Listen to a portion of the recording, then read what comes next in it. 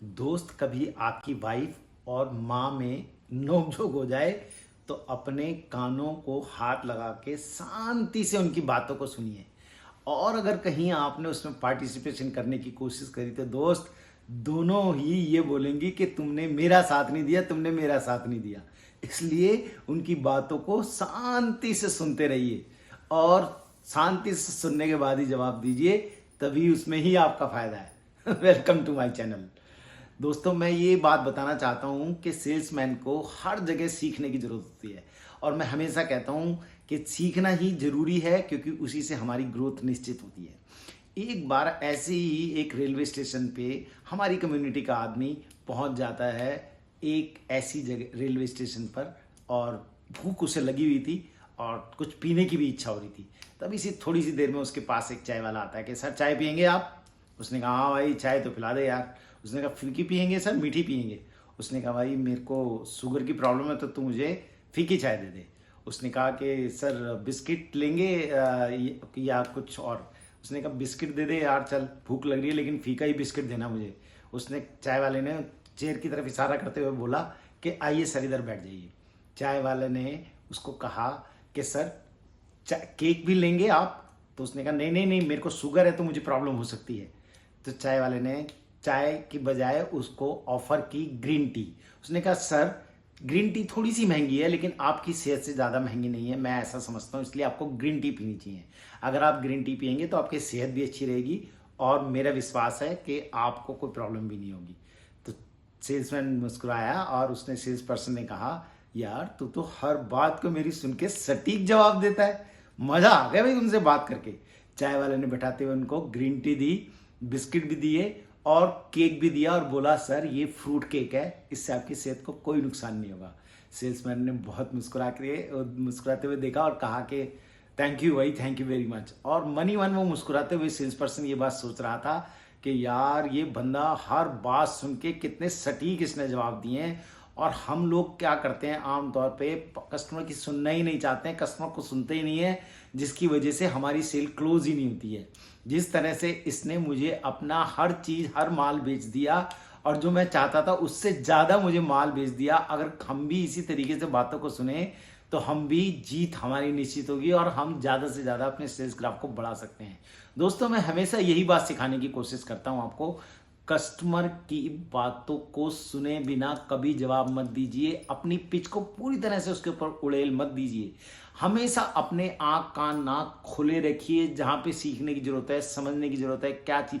ये कंपटीशन का दौर है दोस्त, कंपटीशन बहुत खतरनाक है और अगर आपने ये वाली बात सीख ली तो जीत पक्का आपकी होगी। मैं बार बार कहता हूं जीत आपकी होगी, क्योंकि मुझे इस बात का पूरा विश्वास होता है कि अगर आप मेरी पद्धतियों को, मेरी सेल्स टेक्निक्स को सीख लेते हैं तो हार कभी नहीं आएगी आपके खाते में, जीत ही आएगी और सेल्स ग्राफ बढ़ता चला जाएगा। और सेल्स ग्राफ के अलावा मैं ये भी कहना चाहता हूं कि और क्षेत्रों के लोग भी जो हैं, जरूर नहीं है सिर्फ सेल्स के लोग, बाकी के जो भी लोग हैं उन सब की भी जीत पक्का पक्का निश्चित होगी। ऐसे ही कंपटीशन के दौर में दो कैटरिंग वाले थे, एक गुप्ता जी और एक और अन्य थे। गुप्ता जी का नाम अपने शहर में बहुत ज़बरदस्त था, क्योंकि खाना भी बहुत लजीजदार बनाते थे, बहुत स्वादिष्ट बनाते थे। एक बार डॉक्टर्स की बहुत बड़ी सेमिनार होनी थी, तो डॉक्टर्स ने गुप्ता जी को अपॉइंट कर लिया, लेकिन पता चला कि एक दिन पहले गुप्ता जी के घर में आग लग गई। तो दूसरे वाले कैटरिंग वाले ने उस बंदे को फ़ोन किया, क्योंकि वो उनसे मिलने आया था, लेकिन उनका खाना उन्हें पसंद नहीं आया था। तो गुप्ता जी का लिए उन्होंने कहा कि सर गुप्ता जी की घर में तो आग लग गई है, अब वो आपको खाना तो प्रोड्यूस कर नहीं पाएंगे और प्रॉब्लम हो जाएगी इस तरीके से, तो मेरी रिक्वेस्ट है कि आप मुझे खाना ऑर्डर दीजिए। मेरे लोग, मेरी टीम बहुत अच्छी है और खाना बहुत अच्छी बनाएंगे। संयोग की बात थी कि उस दिन खाना हम लोग अच्छा नहीं आपको परोस पाए, जिसकी वजह से आपको हमारा खाना पसंद नहीं आया, लेकिन मैं विश्वास दिलाता हूँ कि आपको बहुत अच्छी सर्विसेज मिलेंगी, बहुत अच्छा खाना मिलेगा, आप बस मौका दीजिए। तो उन्होंने कहा कि मैं ठीक है गुप्ता जी से एक बार बात कर लेता हूँ। डॉक्टर साहब ने कहा कि भाई गुप्ता जी को फ़ोन किया और गुप्ता जी को फ़ोन करने के बाद बोला कि गुप्ता जी आप मेरा एडवांस वापस कर दीजिए, मुझे पता चला है कि आपके घर में आग लग गई है, अब आप खाना प्रोड्यूस नहीं कर पाएंगे और मेरी बहुत बड़ी हमारी डॉक्टर्स की एक मीट होनी है, सेमिनार होना है, तो मैं नहीं रिस्क लेना चाहता। अगर कहीं ऐसा हुआ तो मेरी बड़ी बेइज्जती होगी और पूरे हिंदुस्तान से डॉक्टर्स आए हुए हैं और विदेश से भी डॉक्टर्स आ रहे हैं, और मैं नहीं चाहता कि खाना उनको अगर अच्छा ना लगा या हमारा खाना टाइम पे परोसा नहीं गया तो बहुत हमारी बेइज्जती होगी। इसलिए मैं चाहता हूँ कि आप टाइम से हमें पैसे दे दीजिए जिससे हम किसी और को अपॉइंट कर सकें। और अगर आपने मुझे मेरे पैसे वापस नहीं करे तो मैं आपके कोर्ट केस कर दूंगा और आपको कहीं का भी नहीं छोड़ूंगा। और अगर आपने ऐसा नहीं किया तो बहुत बला कुछ बहुत ज़्यादा गुस्से में डॉक्टर साहब ने बहुत सुना दी गुप्ता जी को। गुप्ता जी ने सारी बातें सुनते चुपचाप से सुनते रहे और अंत में गुप्ता जी ने कहा कि सर मुझे मौका दीजिए, मेरे घर में आग लगी है, मेरे टीम पूरी सुरक्षित है, मैं सुरक्षित हूँ, कोई प्रॉब्लम नहीं है सर। हमारे घर में आग लगी है और वो भी उस घर में आग लगी है जो हमारा दूसरा घर खाली घर था, उस घर में आग लगी है जहाँ पे सामान रखा हुआ था। कोई ऐसी प्रॉब्लम नहीं है, हमारे पास सामान सब कुछ एवरीथिंग इज अवेलेबल। हमारी सारी टीम स्वस्थ है, मैं स्वस्थ हूँ, खाना हमने बनाना है, हमारी टीम ने बनाना है, तो इसमें प्रॉब्लम कहाँ है सर? अगर आपको खाना टाइम पे ना मिले या आपका खाना स्वादिष्ट ना हो तब आप बोलिएगा। तो डॉक्टर साहब ने कहा कि खाना अगर स्वादिष्ट नहीं हो और खाना टाइम पे नहीं मिला तो मैं आपसे दुगना पैसा वसूल लूंगा और आपके खिलाफ वारंट कोर्ट में केस भी कर दूंगा। गुप्ता जी ने बहुत प्यार और संजीदा तरीके से कहा कि डॉक्टर साहब कोई प्रॉब्लम नहीं है, मैं आपका बैलेंस भी आपको वापस करूंगा और फ्री में खाना भी खिलाऊंगा अगर मेरा खाना स्वादिष्ट नहीं हो और खाना टाइम पे नहीं मिला तो। और वही हुआ जिसका डॉक्टर साहब वही जैसे गुप्ता जी सोच रहे थे, खाना टाइम पे परोसा गया और सब कुछ बहुत अच्छा सा हुआ। हर डॉक्टर, यहाँ तक कि विदेशों के डॉक्टर्स भी जो आए हुए थे वो भी गुप्ता जी की बड़ी तारीफ कर रहे थे। और जो डॉक्टर ने कैटरिंग का ऑर्डर गुप्ता जी को दिया था वो बड़े शर्मिंदा से महसूस कर रहे थे। उन्होंने रिक्वेस्ट करी कि आप एक बार मंच पर आके हमारे डॉक्टर्स को संबोधित कीजिए क्योंकि मुझे ऐसा लग रहा है कि हमने आपके साथ ज्यादती की। तो डॉक्टर साहब को जब गुप्ता जी जब स्टेज पे आए तो गुप्ता जी ने एक छोटी सी बात की कि मेरे को कोई प्रॉब्लम नहीं है डॉक्टर साहब, मुझे प्रसन्नता हुई कि आपने मुझे इस लायक समझा कि हम आपकी सेवा कर सकें, आपको अच्छा और स्वादिष्ट भोजन परोस सकें, आपकी बातों का ध्यान रख सकें और अच्छे तरीके से आपको अपनी कैटरिंग का स्वाद चखा सकें। और मुझे खुशी है कि आपने मुझे अगले सेमिनार का भी ऑर्डर दे दिया है, इसके लिए धन्यवाद। मैं सभी डॉक्टर्स को बहुत ज़्यादा तो नहीं कुछ कह पाऊंगा, लेकिन हाँ एक जरूर ये वाली बात कहना चाहता हूँ कि मैं एक बार संदीप श्रीराम जी के सेमिनार में भी गया था। वो अपने सेल्स के ऊपर कुछ बोल रहे थे, तब उन्होंने मैंने सुना था कि पहले किसी की भी बात को पूरी तरह से सुनना चाहिए और उसकी बात का फिर जवाब देना चाहिए। मैंने संदीप श्रीराम जी से उस सेमिनार में जब ये सीखा था तो आज तक मैं उस बात को हमेशा याद रखता हूँ। आप उस दिन बहुत गुस्से में थे और मैं इस बात को समझ गया था। आप जितनी भी बातें कर रहे थे मैंने आपकी सारी बातें पूरी तरह से सुनी, समझी और उसके बाद समझदारी से आपको जवाब दिया, तो जीत मेरी हो गई। क्योंकि अगर मैं उस समय मैं भी गुस्से में आपसे बोलता तो हमारी अनबन बढ़ जाती और ये ऑर्डर मेरे हाथ से निकल जाता और अगला सेमिनार का जो आपने ऑर्डर मुझे दिया है वो भी मेरे हाथ में नहीं आता। तो मैं तो धन्यवाद संदीप श्रीराम जी का करूंगा और यही चाहूंगा कि एक दिन उनका लेक्चर भी आप अपने यहाँ पर कराएं जिससे कि आप लोगों को भी बहुत कुछ सीखने को मिले। और बाकी सभी डॉक्टर्स को कहूंगा कि आप अपने पेशेंट्स की बातों को भी पूरी तरह से सुने जिससे कि आप उनका इलाज ज्यादा बेहतर तरीके से कर पाए। यही है जी, धन्यवाद। तो गुप्ता जी ऐसा कह के चले गए। तो डॉक्टर साहब जो थे बड़े खुश हुए और उन्होंने एक नई सीख ये वाली सीखी कि वही वाकई में ही ये वाली बात तो सीखने की है।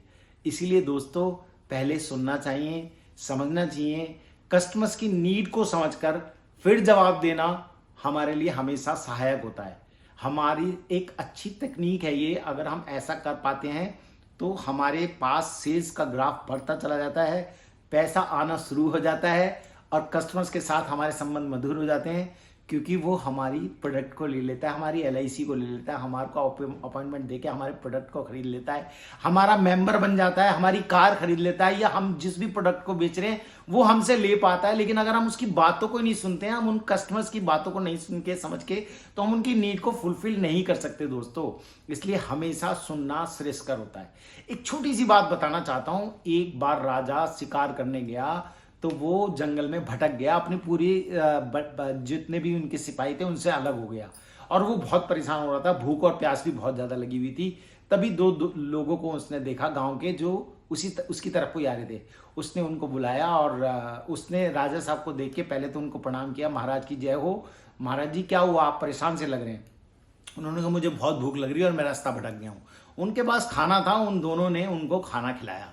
पहले तो बड़ी प्रसन्नता हुई राजा को और पानी भी पिलाया, और उसके बाद उन्होंने कहा कि आप महल की तरफ उनको मेरे को रास्ता दिखाओ। दोनों गांव वालों को जंगल का रास्ता पूरी तरह से पता था, तो वो उनको लेके जंगल से महल की तरफ पहुंच गए। अब महल पहुंचने के बाद राजा ने सबसे पहले दोनों को बैठाया, खाना उनको चाय नाश्ता पानी पिलाया, और उसके बाद बोला कि भाई आप मुझसे क्या। इससे पहले कि राजा अपना वाक्य पूरा करता, पहले वाले ने तुरंत बोल दिया, राजा जी अगर आप मुझसे प्रसन्न हैं महाराज जी, तो मेरे को अपने यहाँ पे नौकरी दे दीजिए। उसने कहा कोई बात नहीं है, कल से आप हमारे यहाँ पे पहरेदार हैं, आपको आपका इनाम जरूर मिलेगा। तो ये बात सुन के वो पहले वाला बड़ा खुश हुआ। दूसरे वाला ने कुछ नहीं बोला।